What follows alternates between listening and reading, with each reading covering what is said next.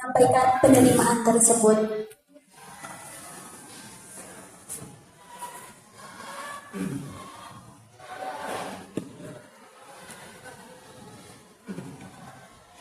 Bismillahirrahmanirrahim. Assalamualaikum warahmatullahi wabarakatuh. Innal hamdalillah nahmaduhu wa nasta'inuhu wa nastaghfiruh wa na'udzu billahi min shururi anfusina wa min sayyiati a'malina. May yahdihillahu fala mudilla lahu wa may yudlil fala hadiya lahu. Asyhadu an la ilaha illallah wa asyhadu anna Muhammadar Rasulullah. Allahumma shalli ala sayyidina Muhammad wa ala ali sayyidina Muhammad. Yang kami hormati Bapak Kepala Sekolah S3 Mataram, Bapak Adi ini, para wakil kepala sekolah S3 Mataram yang kami hormati, Bapak Ibu Guru Pamong, yang kami hormati adik-adik mahasiswa LP yang kami banggakan, adik-adik siswa MTS 3 Mataram yang banggakan. Pertama-tama mari kita panjatkan puji syukur kehadirat Allah Subhanahu wa taala pada pagi hari yang penuh berkah ini kita masih diberikan nikmat Islam, iman dan kesehatan serta kesempatan oleh Allah Subhanahu wa taala sehingga kita bisa sama-sama hadir dalam kegiatan penyerahan atau serah terima kembali mahasiswa peserta PLP dari Universitas Mataram yang ada di MTS 3 Mataram. Pertama sekali kami ingin mengucapkan mohon maaf secara pribadi karena dua hal. Pertama itu adalah terjadi pengunduran waktu atau jadwal serah terima kembali adik-adik mahasiswa kami. Pada saat itu adik-adik mencari kami ke kampus. Pada saat adik-adik mencari, kebetulan kami sedang ada di lapangan. Dari lapangan sudah ada di Sumbawa untuk mengumpulkan data penelitian dari Badan Riset dan Inovasi Nasional. Dan hari Senin kami kemarin baru tiba di Mataram, Pak Kepala. Kemudian yang kedua, untuk hari ini Ibu Kepala, Wakil Kepala sudah menghubungi kami jam 7:30 dan saya mengira MTS 3 itu ada di Rumah G.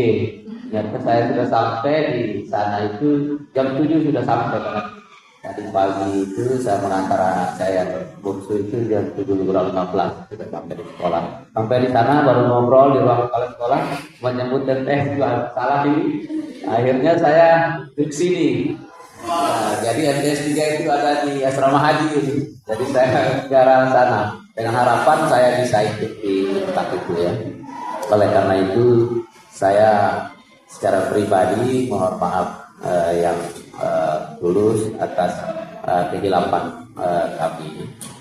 Kemudian yang kedua yang ingin kami sampaikan berkaitan dengan kegiatan PLP yang sudah berlangsung kurang lebih sekitar 2 bulan ini.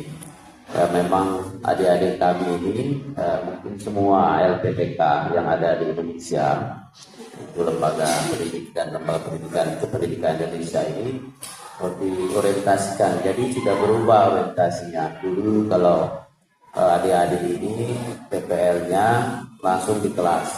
Jadi sekarang diubah karena memang sudah ada program PPG, pendidikan profesi guru 1 tahun.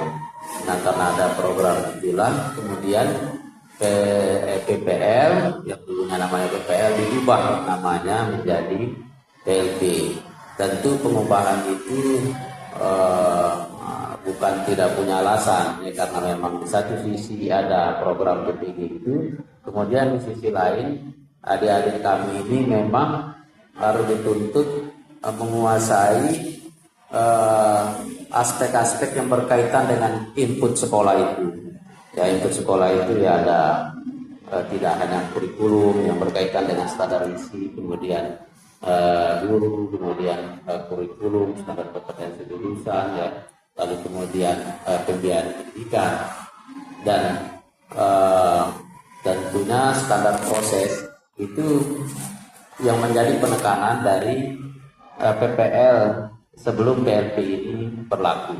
Oleh karena itu penguasaan dari standar-standar lain itu menjadi lebih difokuskan karena untuk mampu menjalankan standar proses yang memadai, tentu adik-adik kami ini dituntut untuk bisa memahami lingkungan sekolahnya dengan baik, bagaimana kondisi sekolah tidak hanya secara fisik, tapi bagaimana sumber daya yang ada, baik itu tenaga pengajar, guru, dan tenaga pendidikan terutama, karena itu yang menentukan jantung mutu pendidikan di sekolah itu adalah sumber daya manusia.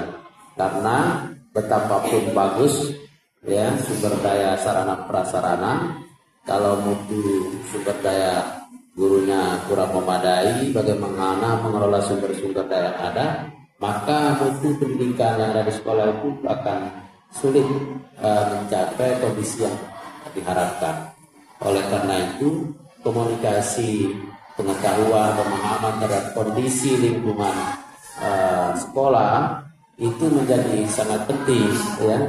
Nah, apa yang harus dipahami dan mudah-mudahan adik-adik kami ini sudah melalui proses yang harus dilalui dan digali adalah bagaimana pengalaman Bapak Ibu guru Pamong saat mengajar. Karena saya yakin adik-adik mungkin secara konseptual sudah menguasai seperti yang disampaikan oleh Bapak Kepala Sekolah tadi, tetapi saya yakin pula bahwa apa yang sudah dikuasai itu sangat jauh dari apa yang diperoleh, ya. Bahkan mungkin kebutuhan kesesuaian yang dituntut oleh pihak sekolah itu mungkin hanya 40% kesamaannya, ya. Artinya yang dibutuhkan dia mulai dari RPP, kalau kita sebut RPS, ya, RPP, rencana pelaksanaan pembelajaran atau perangkat pembelajaran itu, yaitu. Dan kemudian apa yang sudah kita buat juga pun kadang-kadang di kelas kadang-kadang tidak sesuai dengan apa yang sudah kita rencanakan. Oleh karena itu, sebelum masuk sekolah, hal yang terpenting itu adalah bagaimana menggali informasi dari Bapak Ibu guru Pamong yang menurut hemat kami sudah malang melintang, sudah memiliki pengalaman, dan saya yakin guru-guru Bapak Ibu guru di sini sudah mendapat sertifikasi yang berarti itu adalah Bapak Ibu guru yang sudah profesional, ya. Dan pengalaman itu memang sebelum masuk ke kelas saudara-saudara harus sudah menguasai hal-hal yang berkaitan dengan pembelajaran, di samping hal-hal yang menjadi apa yang menjadi tugas utama, yaitu melakukan observasi tidak hanya lingkungan fisik tapi hal yang berkaitan dengan aktivitas sekolah. Ini menjadi penting, dan itu baru bisa dilakukan jika saudara punya dua keterampilan utama yang menjadi keterampilan abad 21, yaitu keterampilan bagaimana mengadaptasikan diri dan keterampilan bagaimana berkomunikasi, ya. Dan tidak ada aktivitas yang ada di sekolah dan di mana saja, ya, yang melibatkan dua pihak atau lebih yang tidak melibatkan komunikasi artinya tindak berbahasa, ya. Nah, berbahasa ini tentu akan mencerminkan diri kita adik-adik, ya. Ini menjadi penting, ya, jadi sangat penting komunikasi. Kalau kita melihat sekarang, apalagi adik-adik di generasi milenial ini, Bapak Kepala Sekolah, dia komunikasi di media sosial lebih dominasi dilakukan dibandingkan interaksi dengan sesama. Bahkan ketika kita berdampingan sekalipun, ya, dengan sesama kita, dengan teman akrab kita lebih dominan berinteraksi dengan teman kita yang ada di media sosial yang jauh dengan kita. Oleh karena itu saya ingin mengingatkan saja bahwa komunikasi itu sebenarnya kita sebagai manusia itu kalau kita melihat dalam surat Al-Baqarah ayat 83 itu dikatakan wa qulu linnasi husnan. Jadi katakanlah atau berkomunikasilah kepada semua manusia dengan cara yang baik. Jadi ada dua kata kunci di situ yang menjadi keterampilan abad 21 itu dalam berkomunikasi. Ya. Yaitu bahwa kita berkata kepada semua manusia. Jadi kita itu disuruh berkata baik, tidak mengenal itu orang sesama muslim maupun beda agama. Kita disuruh berkata yang baik. Nah, kata kunci yang kedua berkata yang baik itu apa? Bagaimana ya dalam tuntunan Al-Quran, dalam Islam itu berkomunikasi yang baik itu sebenarnya kalau kita melihat surat Al-Baqarah, kemudian surat Toha, kemudian surat Al-Isra, ya, surat An-Nisa juga sebenarnya ada 6 cara kita berkomunikasi itu. Tapi saya ingin menyebut 2-3 saja, yaitu ada yang disebut dengan kaulan sadida, kemudian kaulan karimah, dan kaulan ma'rufah. Nah, kaulan sadida ini itu yang disebut dengan berkata yang benar, berkata yang jujur. Jadi inti komunikasi itu adalah kita menyampaikan sesuatu apa adanya dengan jujur, dengan jujur. Ini inti komunikasi. Jadi betapa banyak komunikasi peristiwa yang terjadi disebabkan karena ketidakjujuran. Peperangan-peperangan di masa Rasulullah itu terjadi akibat komunikasi. Jadi ada informasi yang keliru, yang tidak jujur. Ya. Kemudian yang kedua, ini yang penting karena biasanya adik-adik mahasiswa kami ini yang mungkin terjadi, biasanya dan itu sudah kami rasakan. Biasanya pada usia sedang kuliah, ini nilai-nilai idealisme kita itu relatif tinggi. Jadi ideal itu berpikir ideal itu sangat bagus. Jadi puncak nilai-nilai kebenaran itu sedang saudara miliki, ya, sehingga hampir tidak ada sesuatu yang benar, hanya saudara saja yang benar. Itu nilai idealisme. Nah, ketika saudara berinteraksi itulah saudara harus menyadari bahwa sesungguhnya beginilah hidup yang sebenarnya itu, ya. Nah, itu. Nah, oleh karena itu pentingnya yang komunikasi yang kedua yang disebut dengan kaulan karimah. Kaulan karimah itu adalah berkata dengan sopan santun, ya, dengan cara yang baik. Jadi berkatalah, ya meskipun dalam Al-Quran disebut berkata kepada keduanya orang tua dengan cara yang baik. Sebenarnya kita diajar beretika. Jadi ketika saudara bertemu dengan kepala sekolah, bagaimana saudara harus menggunakan honorific itu bentuk-bentuk kata sapaan. Apakah cocok saudara menggunakan kata kamu dan seperti itu. Nah, ini kita diajarkan. Dan Rasulullah itu pada istrinya juga menggunakan kata-kata yang lembut. Wahai ya Humairah. Humairah itu adalah sapaan yang lembut, ya. Begitu juga saudara, ya, saudara. Lalu yang berikutnya itu ada disebut dengan kaulan ma'rufah. Kaulan ma'rufah itu artinya berkata sesuai dengan konteks, dengan situasi. Karena kita dilahirkan itu dalam situasi sosial yang heterogen. Ada beda agama, beda etnis, ya. Oleh karena itu kita harus mengetahui bagaimana situasi di sekolah, karakter tiap guru, individu tiap guru, tiap siswa itu menjadi sangat penting. Dan informasi itulah yang akan menentukan bagaimana pola komunikasi itu kita bangun. Dan yang ingin kami sampaikan tentang komunikasi ini adalah kita tidak mampu menjalankan tugas profesionalisme, ya, tugas kompetensi sosial, kepribadian kita, ya, pedagogi kita secara optimal yang menjadi 4 kompetensi itu secara baik apabila kita tidak mampu berkomunikasi dengan sesama, baik juga kepada kepala sekolah, guru, tenaga pendidikan, dan juga kepada siswa, ya. Kalau kita tidak mampu berkomunikasi dengan baik, begitu juga dengan kemampuan beradaptasi, ya. Jadi kita tidak mungkin melaksanakan tugas kita dengan baik, dengan optimal kalau kita tidak mampu mengadaptasikan diri dengan baik. Kita tidak mungkin bisa menjadi orang hebat kalau kita tidak mendapat pengakuan dari lingkungan sekitar. Jadi kalau kita pintar, hanya diri kita yang mengatakan diri pintar, hebat, tetapi tidak ada pengakuan dari lingkungan sekitar, ya kita tetap saja akan terasing. Ya, kehebatan itu harus diakui oleh lingkungan sekitar kita. Nah, itu tandanya. Dan itu baru bisa terjadi kalau kita bisa beradaptasi dan membangun komunikasi yang baik. Nah, ini dan mudah-mudahan apa yang sudah saudara lalui selama 2 bulan itu saudara sudah lakukan dengan baik, dengan optimal ya. Dan adik-adik kami yang 9 orang ini dengan segala karakteristik ya, dengan segala kekurangan, tentunya selama interaksi dengan Bapak Ibu guru, terutama Bapak Ibu guru Pamong, banyak kesilapan, kesalahan ya.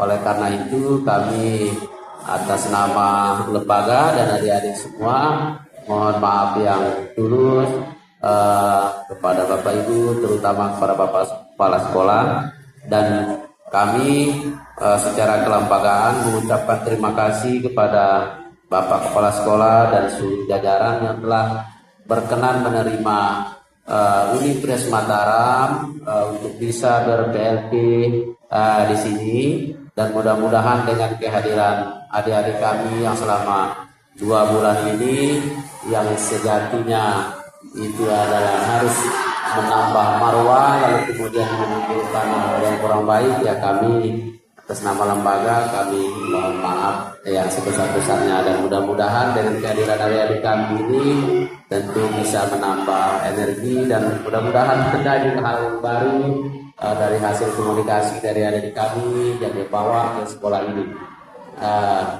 Demikian hal yang ingin kami sampaikan.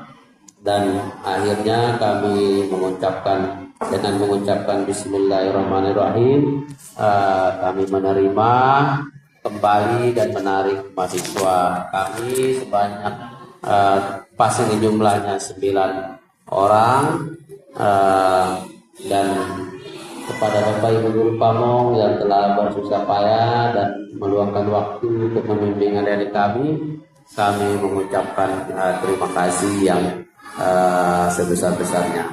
Demikian, apabila ada yang hilaf kami mohon maaf. Wassalamualaikum warahmatullahi wabarakatuh.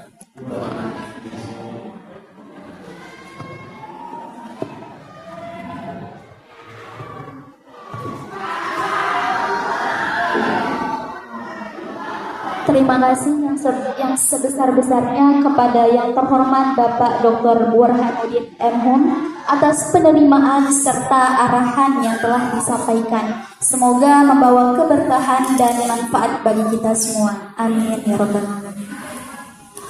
Acara kelima, penyerahan secara simbolis kenang-kenangan dari PLP Universitas Mataram tahun 2025 kepada MTS Negeri 3 Mataram sebagai wujud apresiasi dan rasa terima kasih dari para mahasiswa PLP. Untuk itu kami mohon ketersediaan yang terhormat Bapak DPL dan Bapak Kepala Sekolah untuk penyerahan kenang-kenangan dan disertai sesi foto bersama.